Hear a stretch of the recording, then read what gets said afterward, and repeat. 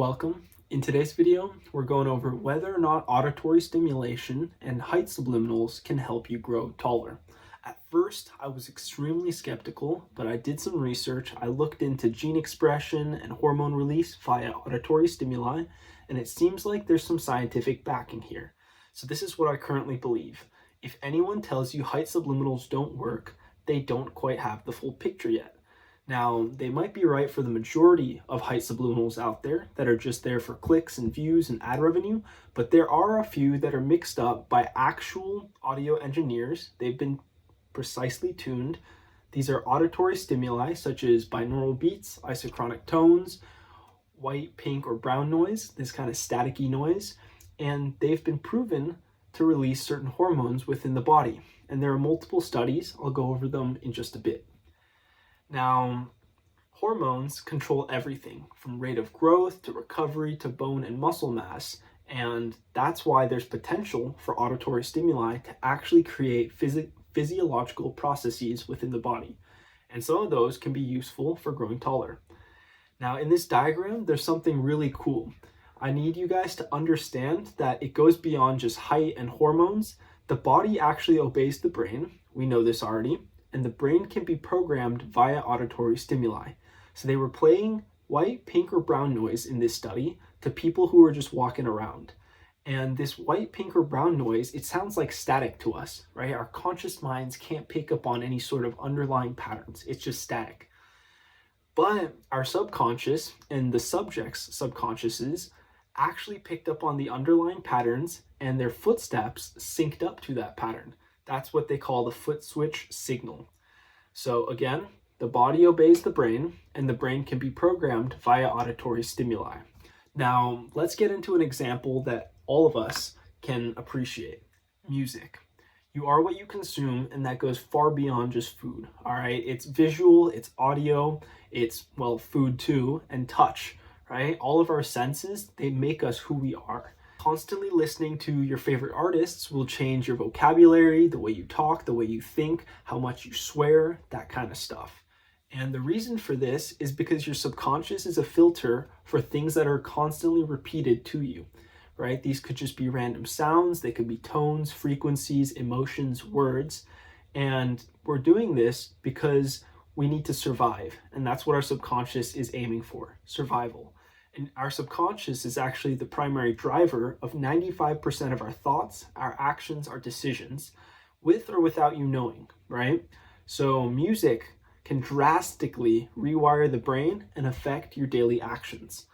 Now, I'll explain the subconscious in a little more detail on the next slide, but another example where music can actually interact with our bodies directly is through vibrations.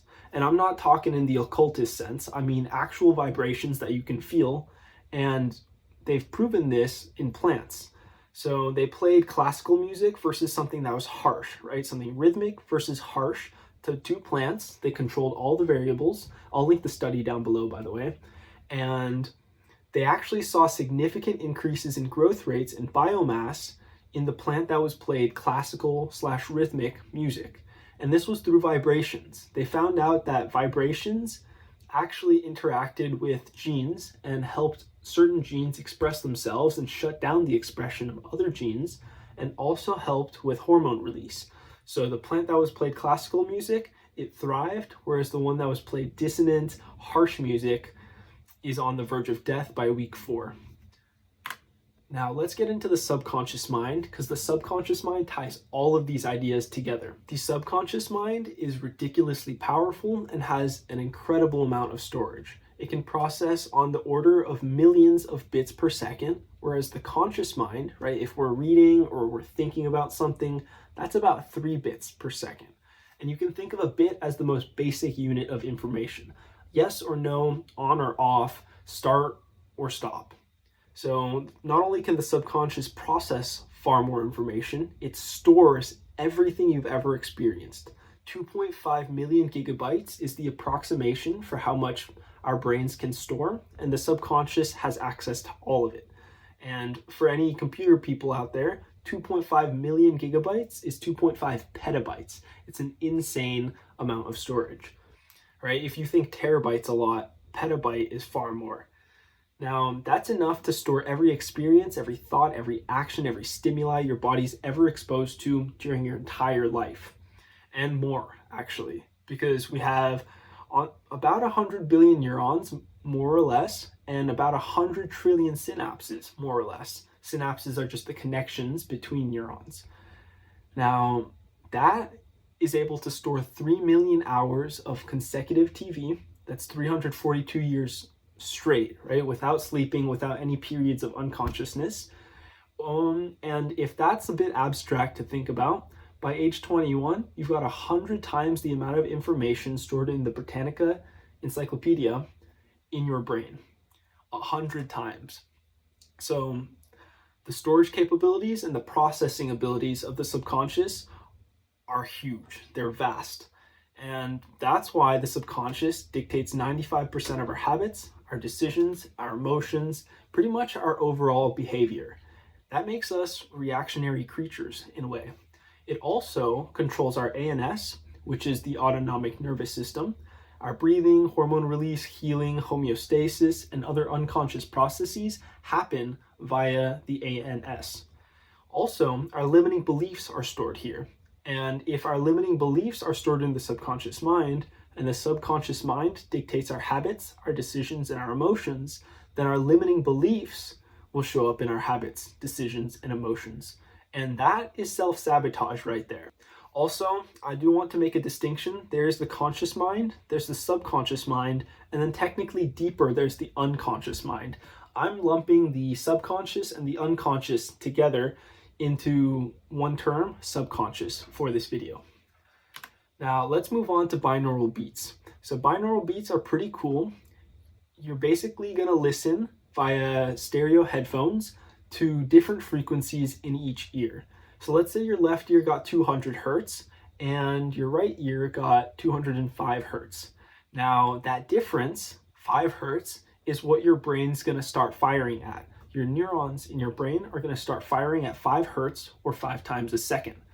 And if we look at this chart, that would be in the theta brainwave range.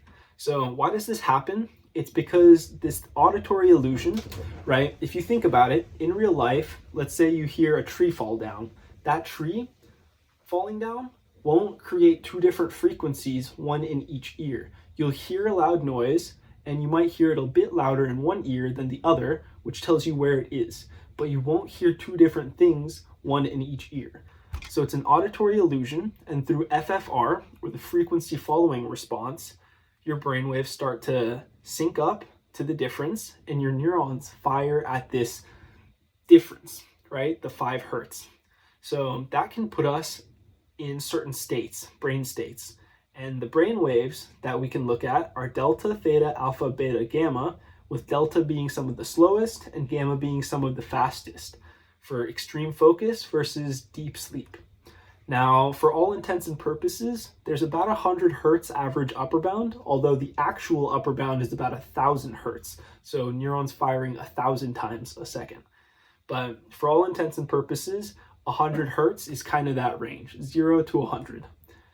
Now, 0.5 to 4 hertz is that deep, deep sleep, slow wave sleep. We abbreviate that as SWS, and that's when healing occurs. It's when HGH is released, it's when growth occurs. Now, binaural beats can actually lengthen this, so you get more HGH, more growth, more repair. And I'll talk about this in a little bit with the HPG axis. Hopefully I have notes for that. Now, if you'd like to pause the video and check out the other brain states, feel free to, but we're going on to subliminals. So subliminals are usually a mix of certain auditory stimuli with affirmations. And the subconscious will take note of any repeated words and frequencies. So if you play these subliminals long enough, your subconscious will take note of these and the brain will rewire for them. Mental and physiological changes will then take place. Physiological just means processes within the body, whereas like physical would mean outside of the body. Now, subliminals are used in advertising, and they've actually been banned in Great Britain, Australia, and the Czech Republic. Now, the government has also been studying this stuff for a while.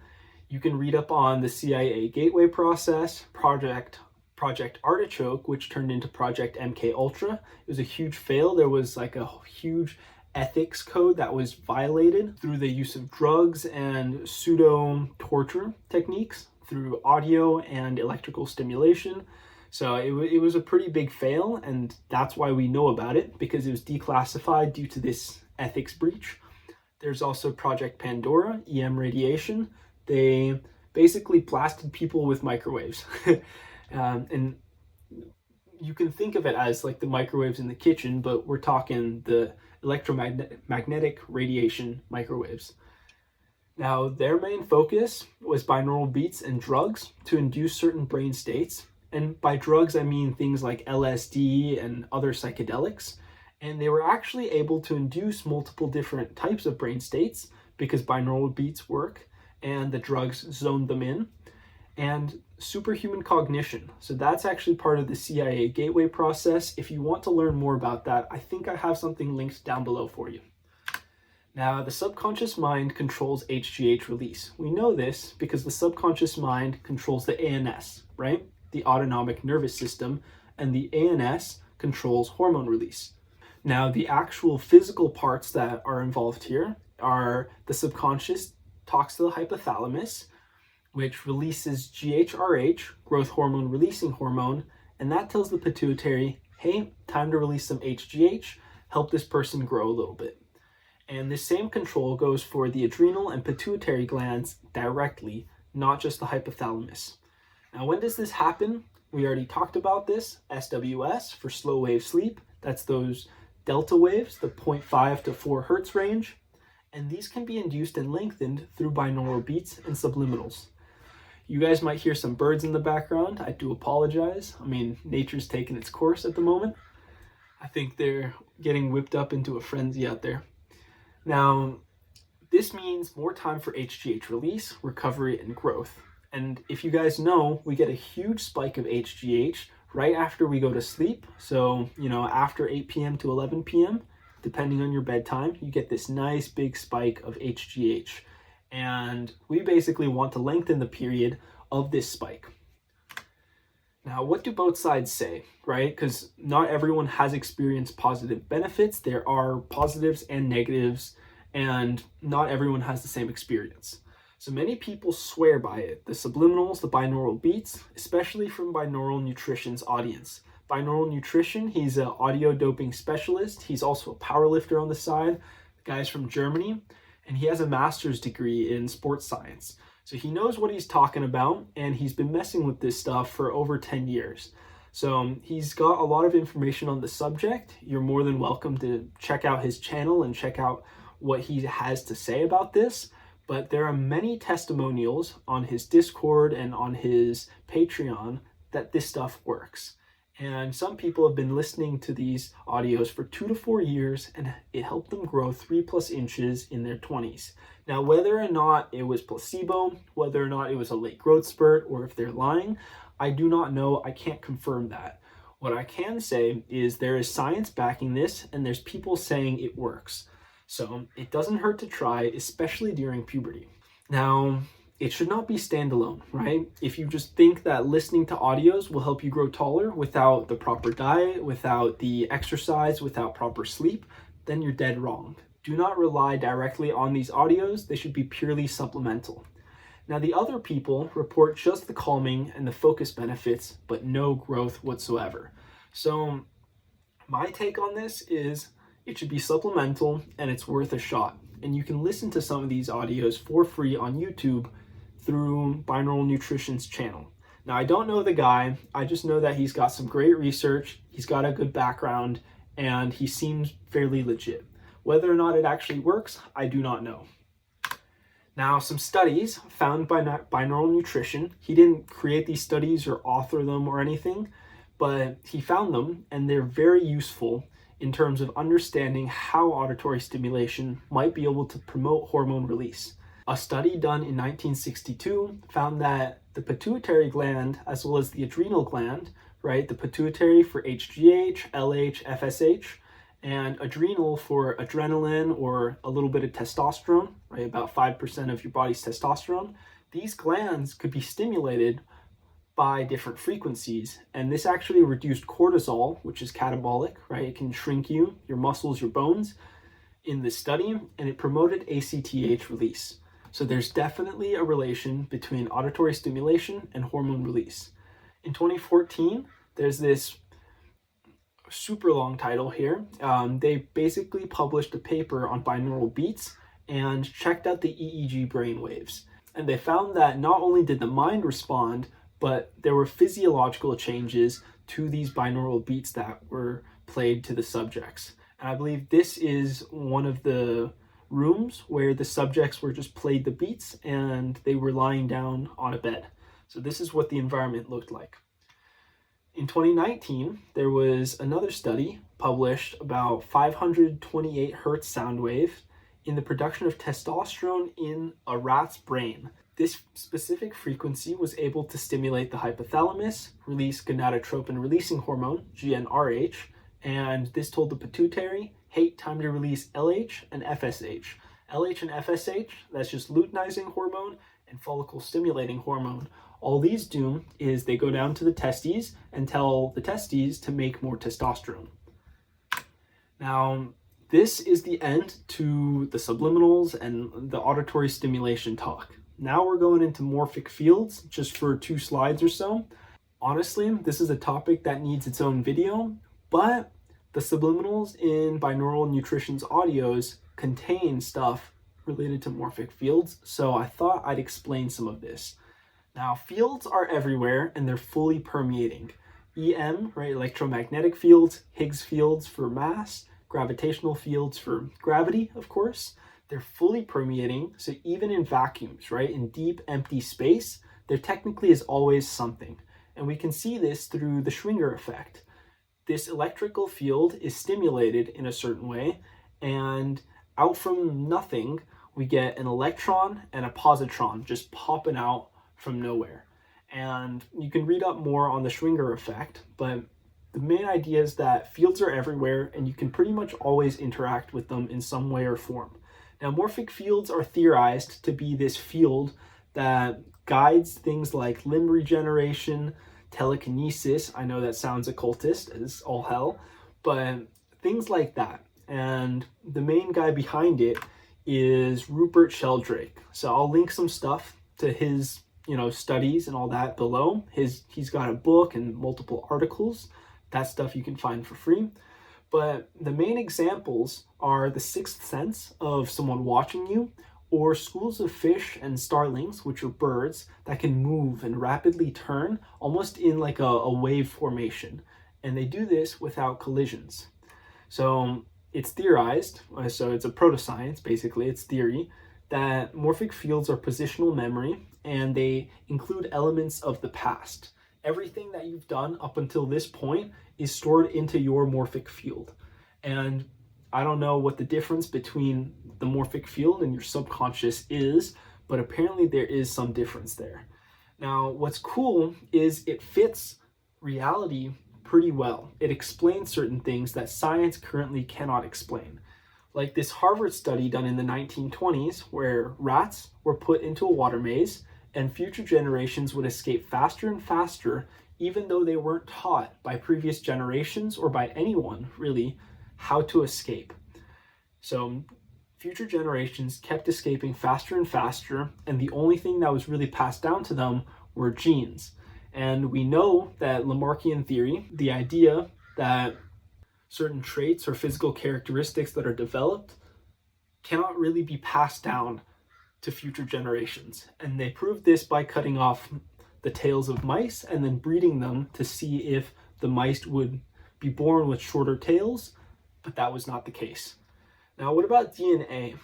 Apparently, Rupert Sheldrake believes there's not enough in DNA for structure, stem cell differentiation, and things like limb regeneration in salamanders and planarians.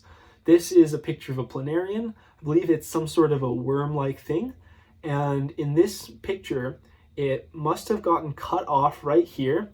And it actually now has 2 heads because it regenerated right here. And it's theorized that bioelectrical fields plus morphic fields, I'll link the paper down below, is what causes this kind of stuff. Now, these are the resources. Feel free to check them out. They will be linked down below. And with that said, thank you so much for hanging out. Like and sub for more. Peace.